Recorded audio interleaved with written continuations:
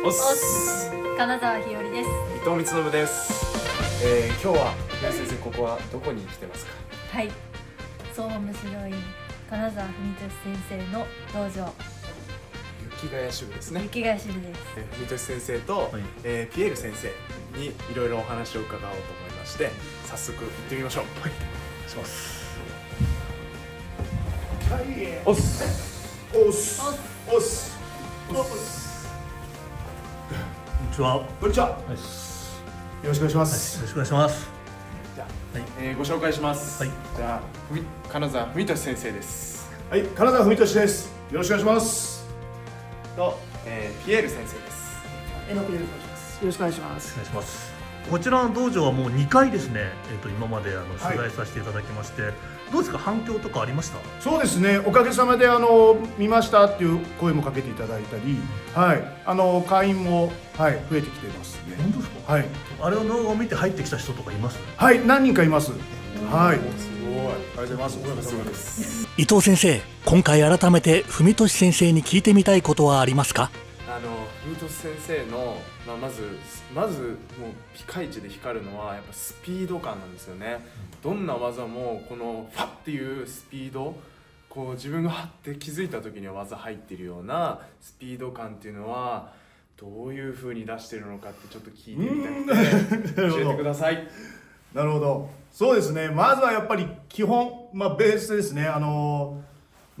皆さん言われてるように、まず基本の練習、例えば移動基本が自分の中では一番、そこで意識するところが、例えば移動する時もやっぱ下半身上半身のバランスをしっかりと考えて、でそこから今度は肩に応用とか、あと組手に持っていくとかですね、そういったところになります。なんで基本をしっかりとできていればスピードが上がっていくのかなと。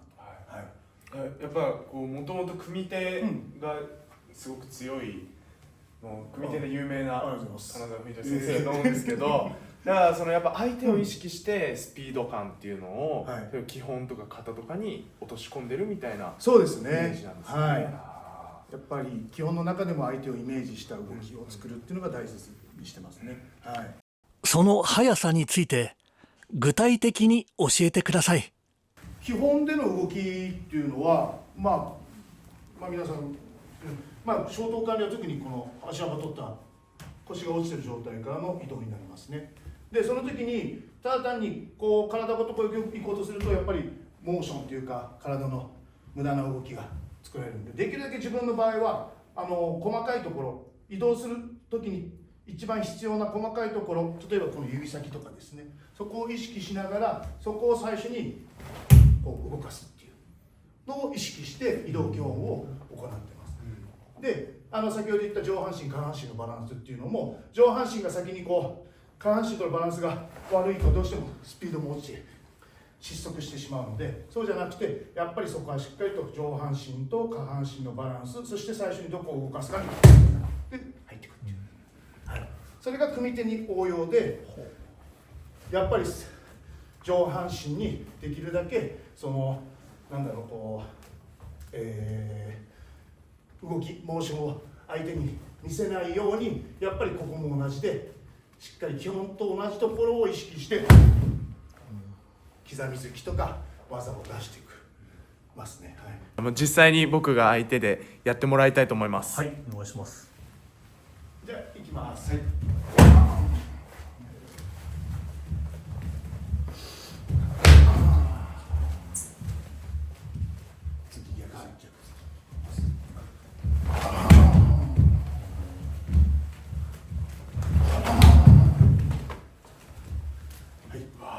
早いですね。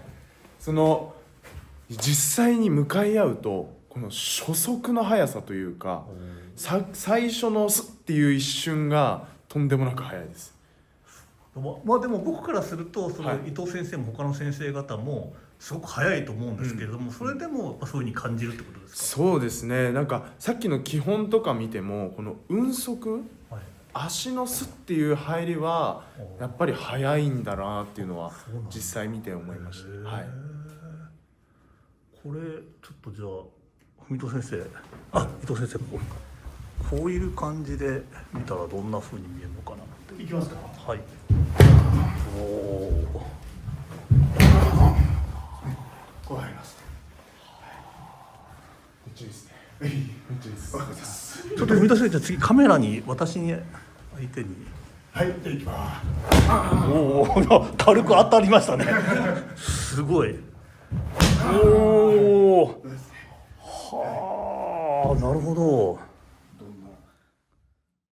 はい。じゃあ基本のここからはいいかね。そうですね。追いつきを見たい。ちょっと見てみたいです。はい。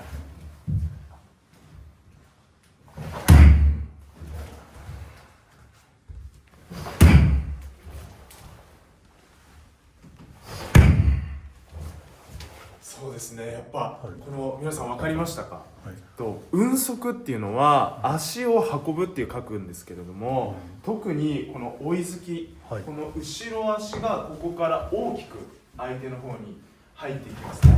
おお。でやっぱり力を与えたいのは最後なんですけれども、気づかれやすいのはこの最初の、足の運び出しになります。ここのスピードをよく見ててください。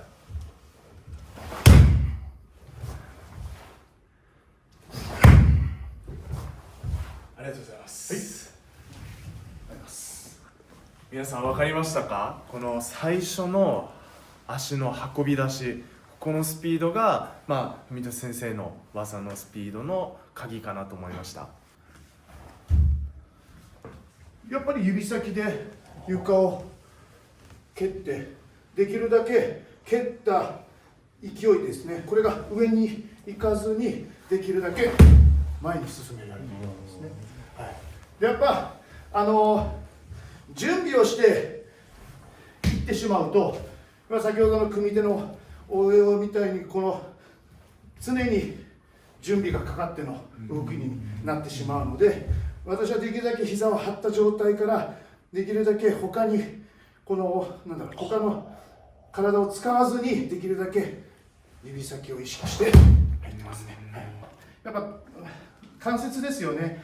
腰も膝も足首も指先もこれ関節なんですけども、やっぱ関節が太ければ太いほどモーションが大きくかかってしまうと思ってるので、だから一番その小さな関節の部分、指先ですね、ここをできるだけ自分は、はい、意識して進んでます。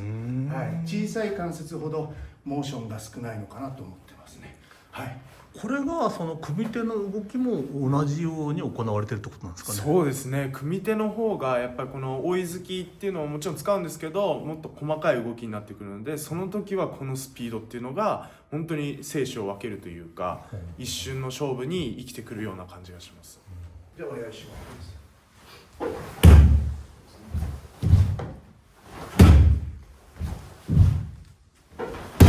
そうですね。やっぱり伊藤先生のちゃんとこの足の運びができてるのかなって思いますね。そこを常にやっぱりね、腰が浮く状態を作らずに、できるだけ相手にめがけて水平にできるだけ入っていけるとなおいいのかなって、はい、思います。なんか自分でやってみてこう指を意識してやろうとするんですけど、どうしてもなんかクッてこう力が入りすぎちゃってるような感覚が自分ではあって、その辺の指を使うけど力を抜くっていうのはそうですね。やっぱ練習を積み重ねて、はい、やっていけばできると思います。はい、ありがとうございます。はい、ということで、今日は、私が普段から一緒に稽古させていただいていて、気になった文俊先生の速さについてじっくり解説をしていただきました。皆さん楽しかったですか？どうでしたか？ぜひこれからの稽古とか、実際に自分で試してやってみてください。また次回も、見てください。おっす。